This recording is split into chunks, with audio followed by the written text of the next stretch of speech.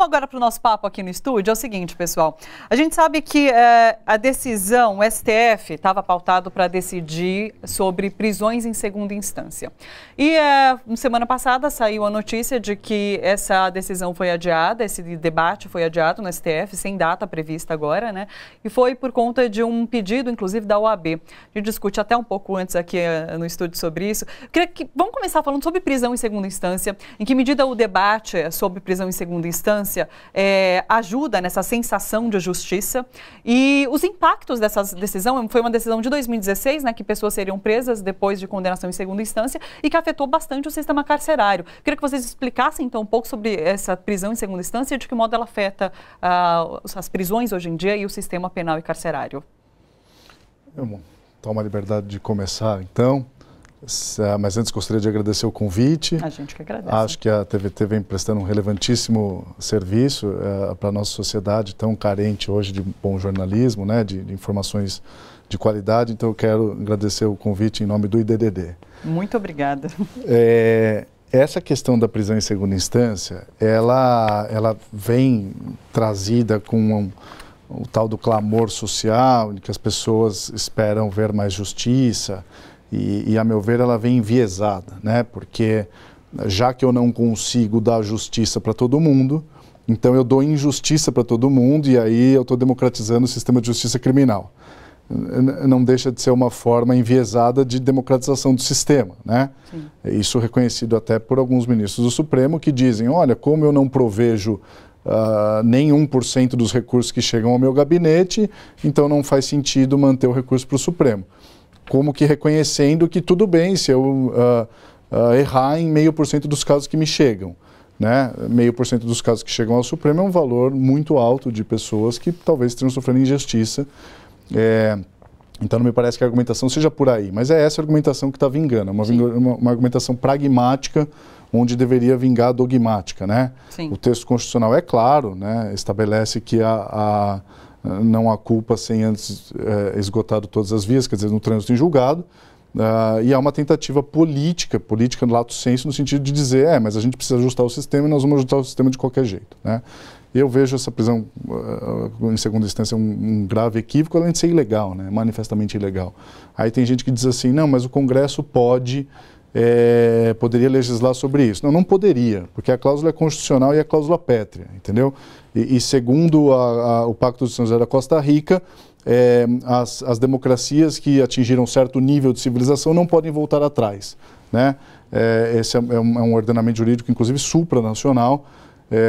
Então, se querem ver o sistema mais rápido, se querem ver as coisas sendo julgadas com mais agilidade, que se julgue realmente mais rapidamente, sem o atropelo das garantias constitucionais, que são claríssimas, né? O texto constitucional é claro. Então, a prisão em segunda instância, ao meu ver, é ilegal, né? As razões pragmáticas que estão por trás das decisões que estão tentando prender após a segunda instância não superam a questão da legalidade. A prisão é ilegal. Agora, André, fazendo uma conexão, inclusive, com essas notícias do dia em relação ao ex-presidente Lula, uma decisão do STF poderia afetar diretamente a condenação do ex-presidente Lula e o fato dele estar preso depois dessa condenação em segunda instância. Explica um pouquinho para a gente essa questão. Sim. No caso de uma decisão favorável à Constituição, favorável ao texto legal, que diga que a prisão antes de trânsito em julgado seja ilegal, o presidente Lula teria que ser solto. Né? Afinal, não existe nada que justifique a prisão dele. Ele não tentou em nenhum momento fugir, ele não se tem notícia de ter ameaça do testemunha. A única coisa que tem é uma condenação em primeira e uma condenação em segunda instância. Nesse caso, o correto, no caso de um julgamento favorável, seria o Lula ser colocado em liberdade. Né? Mas é interessante que não é só o Lula que é afetado. Se a gente for pegar as pessoas que estão presas hoje, provisoriamente, 40% estão presas sem qualquer tipo de condenação. Sim. Isso significa que não tem condenação nem em primeira instância. Existem pessoas que estão presas sem o trânsito em julgado e a estimativa que se tem é que é em torno de 65% das pessoas que estão presas hoje. Né? Não se tem o número exato porque depende das estatísticas de cada estado e esse tipo de levantamento é complicado. Mas seria em torno disso. O que acontece, o STF, né, não só o STF, mas a própria política pautando a política criminal pela Lava Jato, por ações que são exceção. A maior parte das pessoas que estão presas, que estão no sistema carcerário e que dependeriam dessa decisão, são pessoas pobres, são pessoas que são extremamente carentes de qualquer defesa qualificada, muitas vezes. Sim. Inclusive, eu ia acrescentar, fala do André, concordo, que há um índice de talvez 50% de absolvições em processos de prisão preventiva. Então, desses dados que o André trouxe a respeito de pessoas que estão presas preventivamente sem julgamento de primeiro grau, há uma estimativa de algo em torno de 50% de absolvições.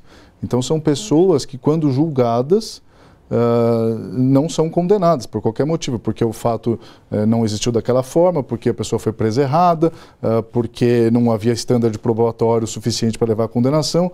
Então, esse problema levantado pelo André de prisão preventiva é muito grave, porque a pessoa fica presa preventivamente, vai a julgamento e é inocentado. Sim, tem tudo a ver com a história do Everton, né? Exatamente. Everton, conta a sua história.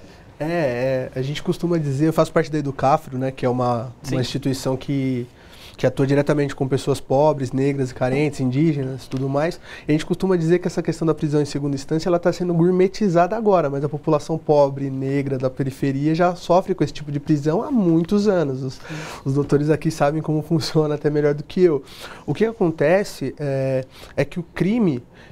as prisões elas não têm nada a ver especificamente com o crime. É mais uma questão social onde o Estado ele tenta maquiar problemas que são superiores a isso, lotando as prisões. Então a gente nota que as políticas públicas de segurança no Brasil, elas atuam de uma forma curativa, ao invés de tratarem essas questões como preventiva. É mais fácil você prender e lotar e discutir prisão em segunda instância do que você trazer trabalhos sociais que façam com que essas pessoas nem cheguem a essas vias de fato, entende? Sim. E o meu irmão foi um caso muito parecido. Ele foi preso com uma quantidade irrisória de maconha e ele acabou ficando preso preventivamente quase 1 ano e depois no final do processo ele foi inocentado. E aí que ele vai cobrar de quem? Ele processa o Estado por uma ação de reparação, vira um precatório que ele não vai resgatar. Isso porque tem juiz que não dá, né? Exatamente. Há um entendimento de que como a prisão preventiva está prevista em lei, então não se trata de erro judiciário, até porque houve depois o reconhecimento de que ou da não culpa, enfim. Então essa questão também de indenizar o Estado, que deveria ser corriqueira, ela não é tão simples. Exatamente. E tem uma questão que também é interessante, que os próprios defensores da prisão, depois da segunda instância, eles falam que, olha, realmente, no caso do recurso especial, que é o recurso especial extraordinário, que são os recursos para Brasília, para os tribunais superiores, eles falam, olha, existe a previsão de caso exista possibilidade de uma impossível reparação do dano, sim, da pessoa não ser, de você não cumprir a decisão de segunda instância.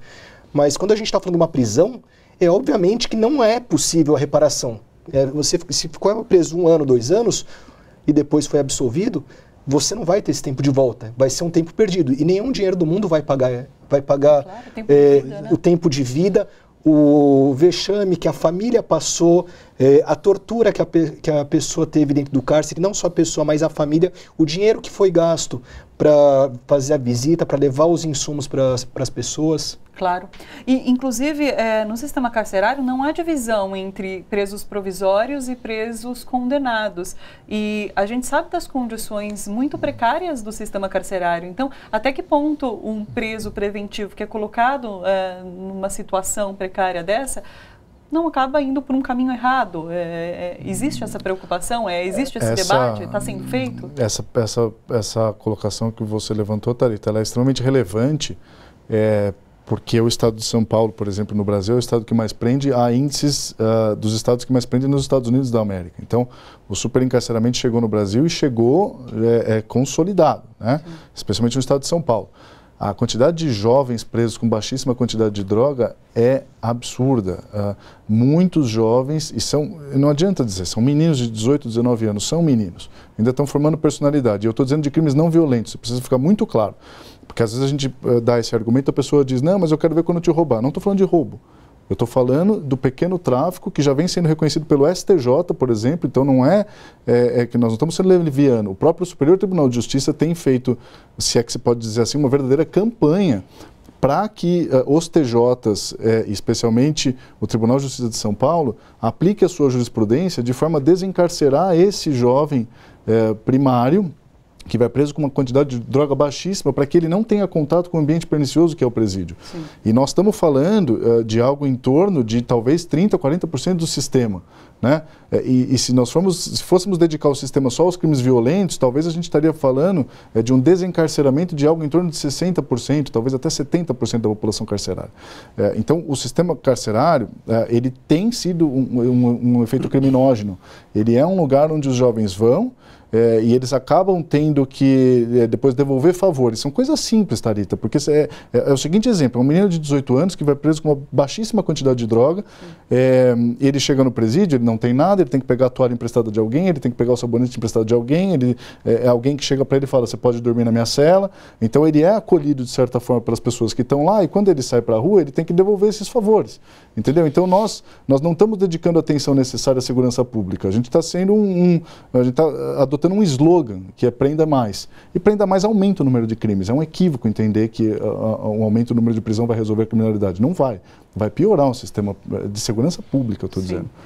O Everton falava sobre essa questão, né, de ser uma política social, e na verdade, quando a gente discute encarceramento, existe uma vítima preferencial, que é o jovem negro, de periferia, pobre. Como vocês debatem esse assunto, por exemplo, na Educafro? Como que isso é discutido entre os jovens? Sim, pegando um gancho com a fala do doutor, essa questão ela é fática mesmo, porque quando eu ia visitar o meu irmão, ele estava num centro de detenção provisória. Sim. E lá não tinha hall de visita, para vocês terem uma noção. Eu visitava ele com uma roupa de preso mesmo, a única coisa que me diferenciava dos presos era uma luz neon que eles passam na sua mão. E lá dentro não tinha essa divisão, e você visita os presos na cela. Você precisa usar o banheiro, você vai na cela, você fica no raio, você fica dentro, no convívio mesmo. Ali é surreal. E ali você vê de fato que ele era um preso provisório, que estava com assaltantes de banco, caras que tinham estourado caixa eletrônico. Então você vê que não tem essa divisão, mesmo porque o sistema carcerário não comporta isso. Então a gente costuma importar teoria, importar comportamentos, principalmente com a questão criminal, de fora, e a gente costuma importar questões que dão errado. A gente não importa questões que dão certo, a gente tenta trazer teorias de fora e implementar aqui. No que concerne essa questão da visão social de um público seu alvo, isso é um reflexo histórico que a gente vivencia, principalmente no Brasil, que é oriundo da escravidão. Isso é um fato, porque a gente teve uma abolição que foi uma falsa abolição, que jogou milhões de pessoas às margens da sociedade, e vocês querem que essas pessoas também tenham o mesmo preparo e a mesma capacidade de competir com pessoas que tiveram uma realidade de vida completamente diferente. Claro. Não adianta falar que fulano ou ciclano não está com chicoteando ninguém. Isso é fático. A gente vê um Estado, a gente sabe como um Estado ele se criou através da sua história. Isso é uma realidade. Então, a gente tenta sempre, principalmente nos jovens, implantar esse pensamento de pertencimento a uma comunidade, e que você pode, de fato, transformar a sua realidade. Isso aconteceu comigo, eu sou periférico. E hoje eu estou galgando posições diferenciadas. Então, assim, é difícil, eu sou exceção à regra, mas a gente trabalha muito com isso exatamente para que não acabe acontecendo o que a gente já conhece no sistema carcerário. Né? A gente recebeu uma pergunta pelas redes sociais, eu vou botar aqui para vocês. O Carlos Gonçalves, de Angola, eu acho que ele está em Angola, não sei se é o nome dele, que é Carlos Gonçalves de Angola, me corrijam se eu estiver errada. Ele falou assim, falando em sistema penal, seria bom para todos saber como foi possível a política capturar o sistema judiciário. Vocês podem explicar? O que acontece? Quando a gente fala de direito penal, a gente está falando de política. É impossível a gente falar de direito penal e não falar de política. Até porque, primeiro, é uma forma de você segregar pessoas e tirar os indesejáveis. Sim. Então, lá atrás, né, como o Everton estava falando, uma população que foi perseguida como capoeirista, por exemplo. Sim. Hoje você muda, você ao invés de falar que é o capoeirista, você fala que é o traficante, mas é a mesma população, né? Por isso que você tem uma proporção maior de negros presos do que de negros na população brasileira, porque está voltada para isso. Outra coisa que também acontece é que a política e o sistema penal se permeiam porque soluções penais são muito interessantes. Sim. É muito barato você dar uma solução penal. Então, ao invés de você investir em política pública, você faz uma lei. O deputado vai lá e apresenta um projeto de lei. O ministro vai lá, apresenta o projeto de lei, o presidente apresenta o projeto de lei, que vai enrijecer. E daí a população olha para isso e fala, nossa, estão preocupados com a criminalidade, estão preocupados com a violência. Quando não. E essa lei, ela simplesmente vai servir como um símbolo daquela tentativa que, em geral, é inócua para resolver o problema. Mas é muito mais barato do que você investir em escola, em espaço de lazer, em acompanhamento para crianças que estão enfrentando dificuldades na escola, que têm problemas de relacionamento, investir em treinamento de professores para combate ao bullying. É muito mais barato você simplesmente editar uma lei e falar, pronto, agora não temos mais esse problema. Por isso que, inclusive, nesse governo, o que a gente vê, além de um pacote de reforma de Previdência que está tramitando, é o pacote anticrime, que tramita no Congresso, né, com forte pressão do novo ministro da Justiça. Gente, bora fortalecer a TVT? É só clicar em inscrever-se e depois clicar no sininho. Pronto! Assim que pintar notícia nova, você fica sabendo no ato.